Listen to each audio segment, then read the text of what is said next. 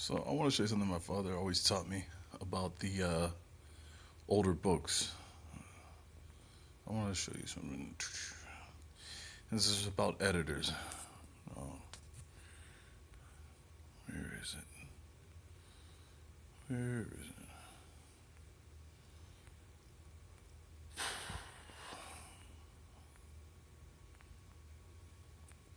I should already had it pulled up.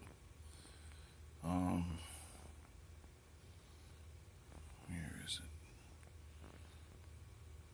There it is. All right. So my father always told me when you're going to buy a book, get the oldest book there, the one that was the first edition, because you want a book that's been edited the least. Because he always pointed out, editing changes the value of what you're reading. We took the Bible, for example. He always believed in the King James Bible. Um, he showed a comparison one day of the NIV and how the NIV took out words. And then I later on went on to research that it wasn't just words they removed chapters, whole verses, and it was like over 700 words they switched. But then we found out who the publisher was, and it was Lucis Trust. And so you're basically reading Witch's version of what they say the Bible should be. So it got whacked for a minute. But I learned my lesson, and this is where it pops up again: the value of making sure you get the oldest book there. So when these arguments come up, you can sit there knowing the truth while the other person looks like a clown making their claim. So I don't know if many of you have seen this, but we've seen this a long time ago that what was it, Cortez and Hernando de Soto, their voyages of Florida. I forget the other guy, not I forget the other gentleman, no, but it doesn't matter right now. But anyways, this here it says, right, when the conquistador Hernando de Soto came to North America in 1520s and encountered the people that were already living there, he stated that the complexion of these people are black, not much different than that of the Ethiopians.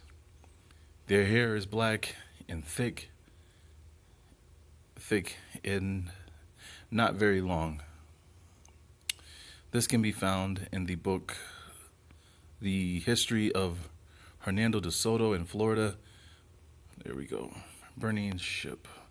Now, again, those that want to say, your culture appropriation and that you're stealing their heritage, this is their argument by using this translated version, edited version. There we go. And as you can see, it's been highlighted over, so I'm gonna do my best to be able to. Hold on. Oh, I don't want to. No, don't want to do that. Nope, nope. It says here in this version, they are dark in color, so they removed they are black. They are dark in color, not unlike the Ethiopians, which is completely different than what it said. Not unlike the Ethiopians, with thick black hair and very long, tied back behind the head like a small tail. As for I can't make out what that says there, of these men, they are small. They are well proportioned, of medium height, a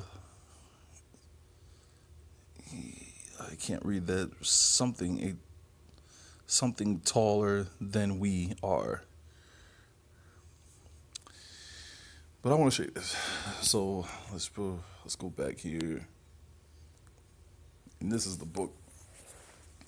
So I don't know what he was reading from there, but that's not what the book says. So this is why, if you can get the older books, always get the oldest one you can find. Here it is. Ooh. This is on page 82. Let me see. I'm not sure if you can see that, so we'll try this. We'll screenshot it so I can blow it up because I know I can do it from there. Wait for the editing. There. Hit edit. Now look at this. The complexion of these people is black. Not much different from that of the Ethiopians.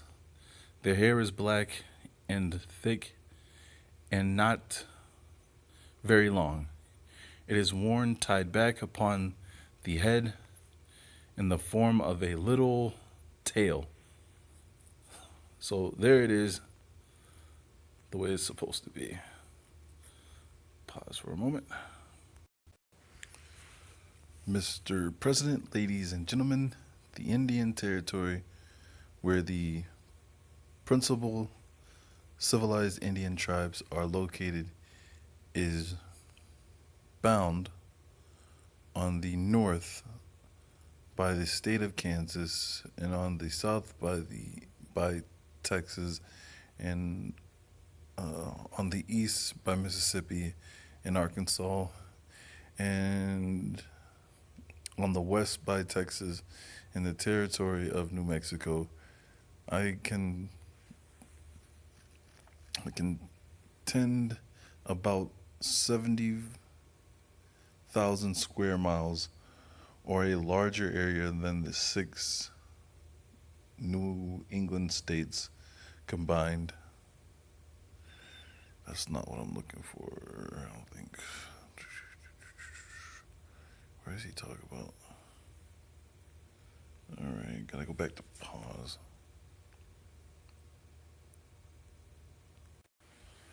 Oh, apparently it is what I was looking for. Let's see. Whatever.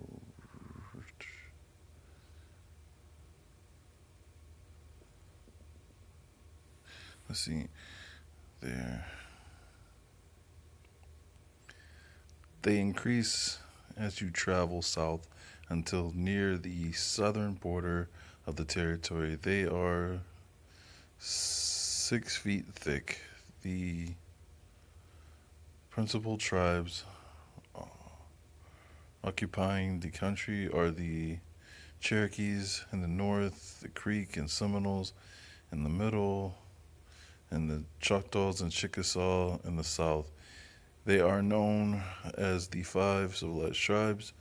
All of them, except the Seminoles, have a written constitution and codes of laws. These Indians have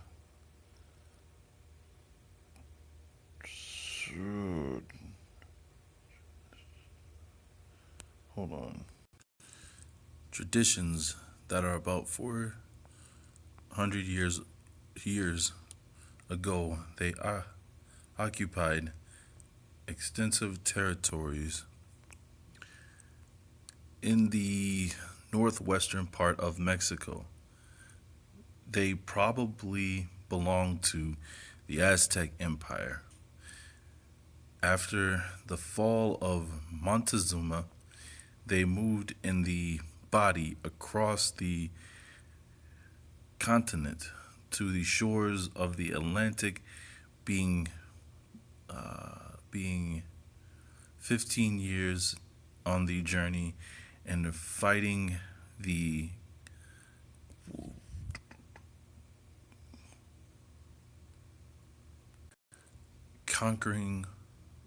and conquering all the hostile tribes that opposed them. They adopted the vanquished. Is it vanquished? Yeah, they adopted the vanquished, while many of the weaker tribes sought their ally for protection. Where was the other part?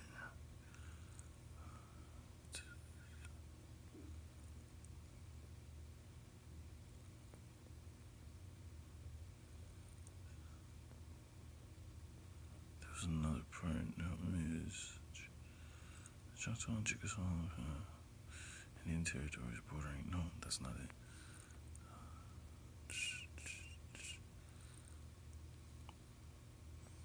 can't find it. There was another part in here where it talked about how the Choctaw, one of their enemies, would force them to rivers because they knew the Choctaw couldn't swim, which I thought was telling. Anyways, this is an interesting read. I'm gonna see if I can put this in the description box. The Indian Territory and its inhabitants, because when you try to find out where the Choctaw came from, it says that they have traditions that they came from the far west. And I thought that was interesting when this guy here says that most likely the Choctaw, the Chickasaw, everybody basically but the Seminoles, he's saying, as far as the five civilized tribes are concerned, came from what he believes were the remnant of the Aztec Empire.